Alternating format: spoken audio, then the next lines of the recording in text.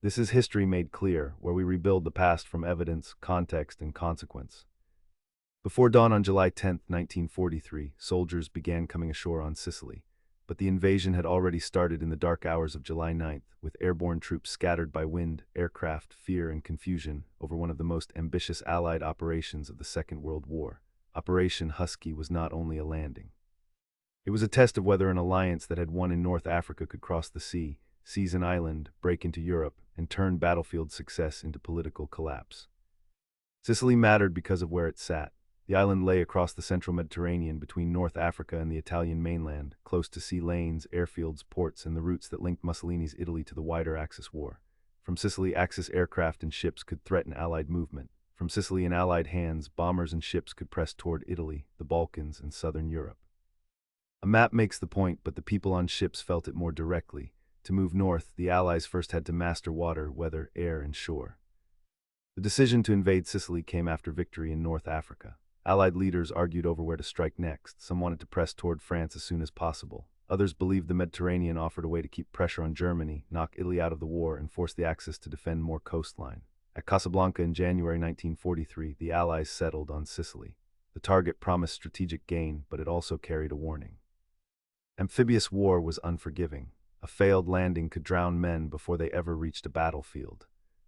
The plan required scale. General Dwight Eisenhower commanded the overall operation. General Harold Alexander directed the ground forces. Bernard Montgomery's British 8th Army would land in the southeast. George Patton's American 7th Army would land to the west of it, around the Gulf of Gela and nearby beaches. Canadian troops formed part of the British-led side of the assault. Naval forces had to move thousands of men, vehicles, guns, and supplies.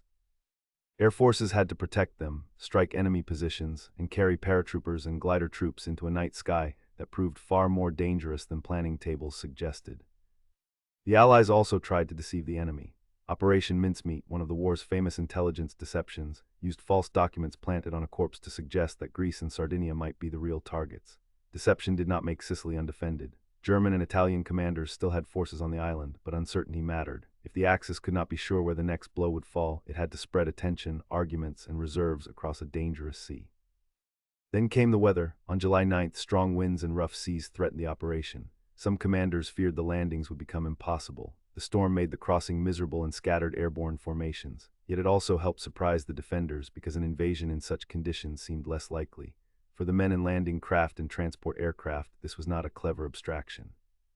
It meant nausea, darkness, confusion, missed drop zones, and the knowledge that an entire campaign might begin with units landing in the wrong place. The airborne operations showed the cost of complexity. British gliders and American paratroopers were supposed to seize bridges, roads, and key points ahead of the beach assaults. Many aircraft were blown off course. Some gliders crashed into the sea. Paratroopers landed miles from their objectives. Friendly fire added tragedy when nervous ships and gunners mistook Allied aircraft for enemy attackers. Yet scattered troops still caused confusion behind Axis lines. Small groups cut wires, blocked roads, fought isolated actions, and made the defenders overestimate what was happening around them. At sea, the invasion fleet approached a coastline that could not be treated as a simple line on a chart. Beaches, sandbars, mines, gun positions, towns, and hills all shaped what happened next. Landing craft lowered ramps into surf. Soldiers waded through water under the weight of rifles, packs, and fear. Engineers cleared obstacles. Naval guns fired inland. Trucks and tanks had to come ashore before the beachhead could become an army.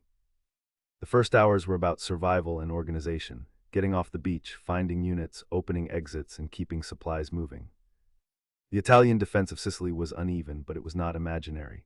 Many Italian units were poorly equipped, exhausted, or doubtful about Mussolini's war, yet some fought hard. German units, including experienced formations, quickly became the stiffest opposition. The Allies had to learn the island as they fought across it. Dry hills, stone towns, narrow roads, blown bridges, and terrain that punished speed. A landing is dramatic, but a campaign is won in movement after the landing. Sicily became a race for roads, ports, airfields, and mountain passes. Patton and Montgomery became the public faces of the ground campaign, and their rivalry shaped how the story was remembered. Montgomery drove north along the eastern side toward Messina, facing hard German resistance near Catania and around Mount Etna. Patton's 7th Army first protected the British flank, then pushed west to Palermo and turned east across the island. The rivalry produced energy, but it also revealed coalition tension. Different armies, different reputations, different national expectations, and commanders who understood that victories on the map also became victories in public memory. For Sicilian civilians, Operation Husky was not a clean arrow on an operational map. It meant bombing, shelling, displacement, shortages, military occupation, and the collapse of fascist authority in town after town. Some civilians welcomed the end of Mussolini's rule. Others simply tried to survive armies moving through their homes. A documentary that only shows generals and beaches misses the human landscape of the campaign. Sicily was a battlefield, but it was also a lived island of villages, farms, ports, churches, roads, and families caught between regimes. The political effect was swift. On July 25, 1943, while the campaign was still underway, Mussolini was dismissed by King Victor Emmanuel III after the fascist Grand Council turned against him. The invasion of Sicily did not by itself destroy fascism or end Italy's war in a single stroke, but it made the weakness of Mussolini's regime impossible to hide. A battlefield loss became a crisis of legitimacy. The dictatorship that had promised imperial glory now faced invasion on Italian soil. The Axis response also complicates the story. German commanders did not simply collapse. They conducted a disciplined withdrawal toward Messina and evacuated large numbers of troops and equipment across the narrow strait to mainland Italy. By August 17th, the Allies controlled Sicily, but many German forces had escaped to fight again up the Italian peninsula. Victory was real. It opened the way to Italy. But it also showed that winning an island did not mean ending a campaign. The next stage would be slow, mountainous, and costly.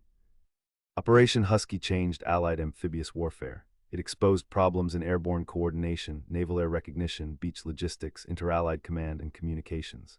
Those lessons mattered later, including for Normandy. The Allies learned how easily night drops could scatter, how quickly friendly fire could turn deadly, how much landing forces depended on ports and roads, and how coalition planning needed clearer control. Sicily was not a rehearsal in the simple sense. Men died there, but the knowledge gained there shaped later operations. The campaign also changed the Mediterranean War. With Sicily captured, Allied forces could invade mainland Italy in September.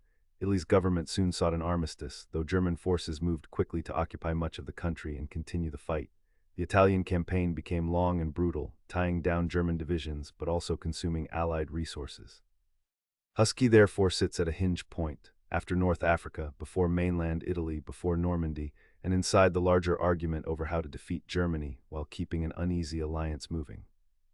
One of the clearest lessons of Sicily is that strategy is never only a decision at the top. It becomes real through weather, landing craft, fright pilots, beach engineers, radio failures, road junctions, civilian suffering, and commanders improvising when the plan meets terrain. The invasion worked because the Allies could assemble vast material power, but also because thousands of small actions kept the operation from falling apart when parts of it went wrong.